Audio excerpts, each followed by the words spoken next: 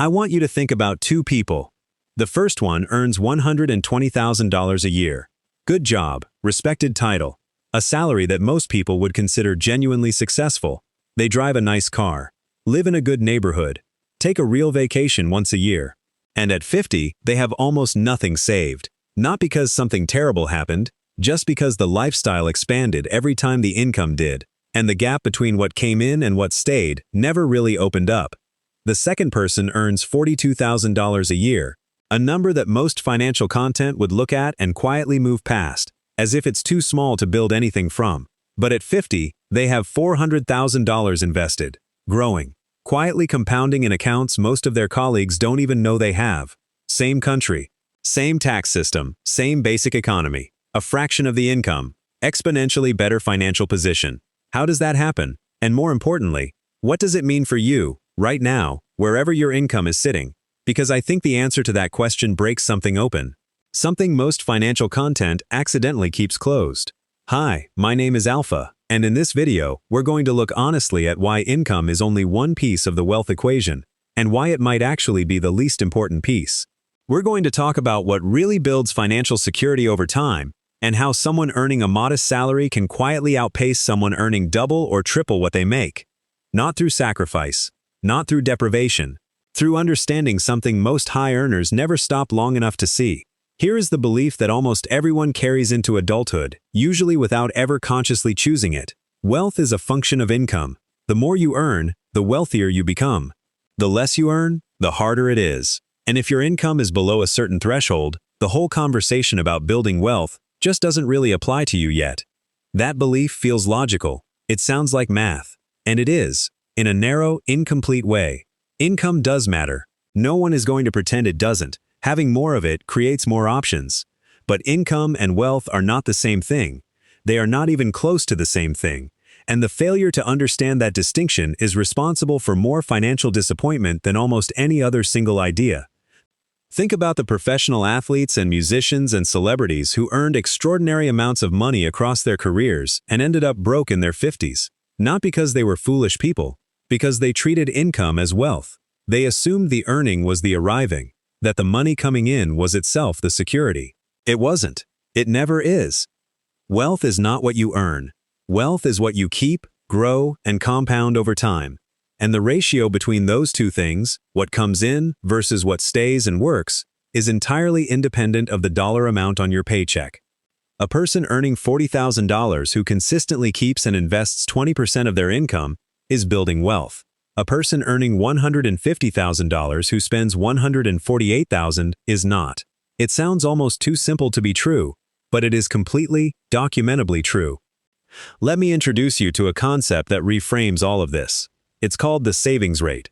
And it might be the single most important number in your entire financial life. More important than your income, more important than your investment returns, more important than which accounts you use or which funds you choose. Your savings rate is the percentage of your income that you consistently set aside and put to work rather than spend. That's it. No complexity. Just, of every dollar that comes in, how many cents stay? And here's why this number matters more than income in the long run. Imagine two people. Person A earns $60,000 a year and saves 15%, $9,000 annually. Person B earns $100,000 a year and saves 5%, $5,000 annually. Person A, the lower earner, is putting more money to work every single year than Person B. And over 30 years, with a reasonable average investment return of around 7% annually, Person A's $9,000 a year grows to approximately $850,000. Person B's $5,000 a year grows to approximately $470,000. The person who earned less, substantially less over their entire career, ends up with nearly twice as much wealth, because the savings rate did the work that income alone couldn't. This is not a trick. It's not a hypothetical designed to mislead. It's the arithmetic of compound growth applied evenly, without favoritism, to whatever you consistently put in front of it. Now let me go one level deeper, because the savings rate is just the front door. What's behind it is where the real understanding lives. There's a concept that connects savings rate to something most people haven't thought about deliberately. It's the gap between your income and your lifestyle cost. Economists call it the margin. I prefer to call it the distance between what you earn and what you need to survive comfortably, because that distance is the engine. The bigger the gap, the more fuel available for wealth building. And here's the crucial insight. That gap is something you can influence on a modest income in ways that are genuinely meaningful. Let's talk about why a lower income can sometimes create an unexpected advantage. When income is high, the social and psychological pressure to expand lifestyle is immense. It's not always conscious, it's subtle.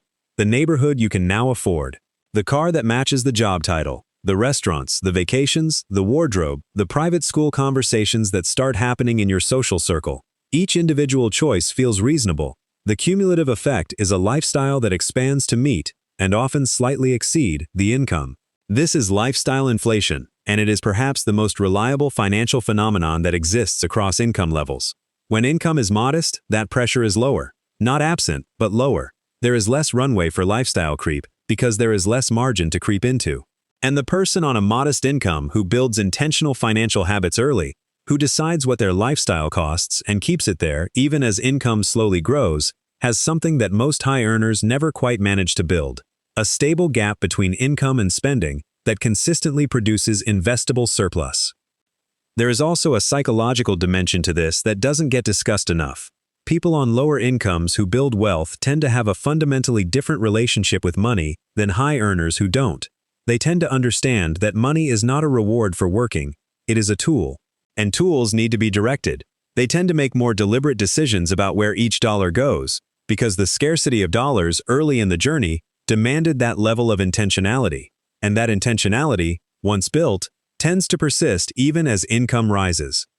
High earners who never develop that relationship with money often treat it passively, letting lifestyle expand by default, spending first and saving whatever remains, which is usually very little or nothing. Because if you spend first and save what's left, there is almost never anything left. The order of operations matters enormously. People who build wealth on modest incomes almost universally do it the other way around.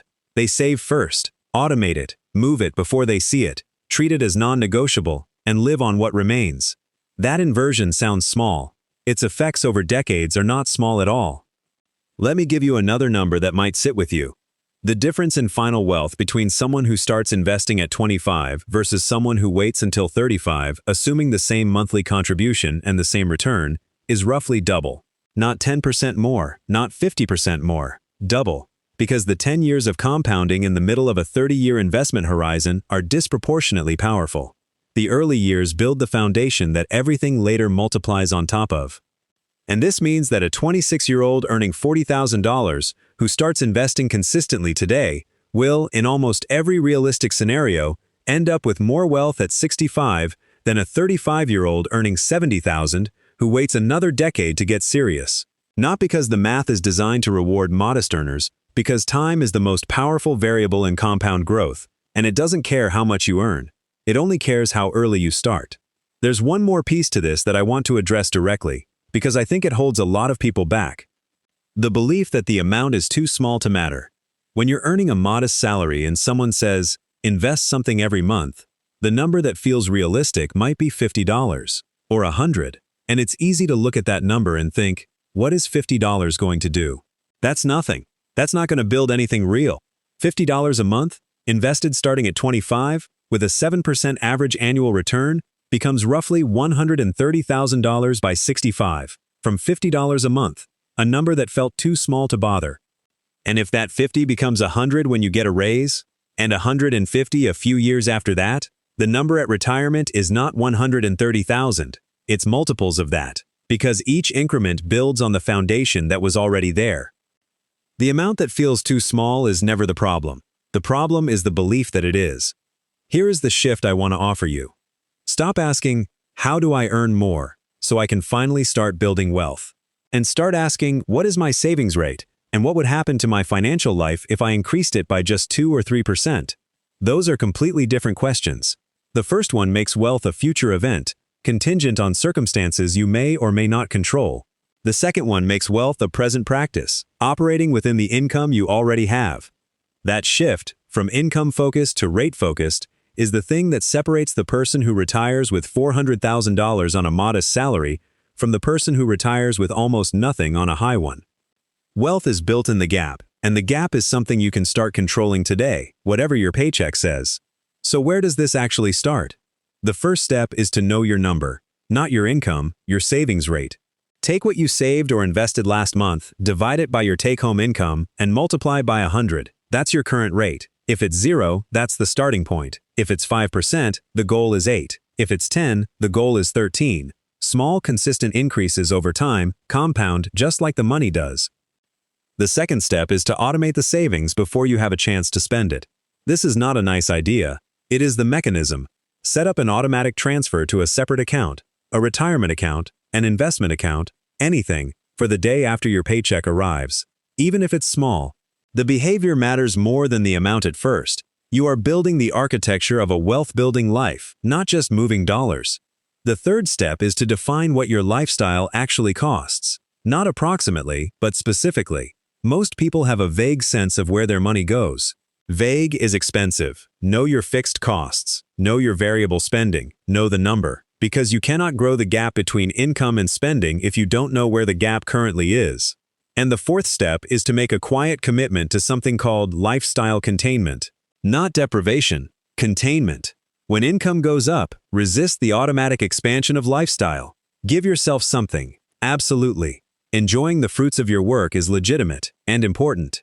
But if every raise turns entirely into more spending, the gap never grows. Let some of it, even half of the raise, flow into the savings rate instead. That single habit, practiced consistently across a career, is how modest earners build real wealth. I want to leave you with the thing underneath all of this. The financial world is set up to make you feel like wealth is for other people, people with bigger salaries, better connections, luckier circumstances. And there's a version of that that's true. Structural advantages are real, and they matter. But there is also a version of wealth building that lives completely within your reach, right now, on the income you currently have. It is quieter than the version sold in ads. It is slower than the version promised in viral videos. It doesn't make for exciting content, but it works. Consistently, reliably, for anyone willing to take it seriously long enough. The two people I described at the start of this video, the high earner with nothing and the modest earner with $400,000, are not fictional composites designed to make a point. They are patterns that repeat in real life constantly, in every income bracket, in every demographic, in every corner of the working world. The difference between them is not talent, it is not luck. It is one decision, made early and kept consistently, to treat the gap between income and spending as something worth protecting and growing. Even when the income feels small, and even when the amounts feel too modest to matter, they are not too small to matter. They never were. Start where you are, with what you have, and give it enough time to do what it does. And if this video landed for you, if something in it shifted the way you're thinking about your own financial picture, please don't forget to like this video and subscribe to the channel. That small action genuinely helps more people find their way to content like this. And that's exactly why we keep making it.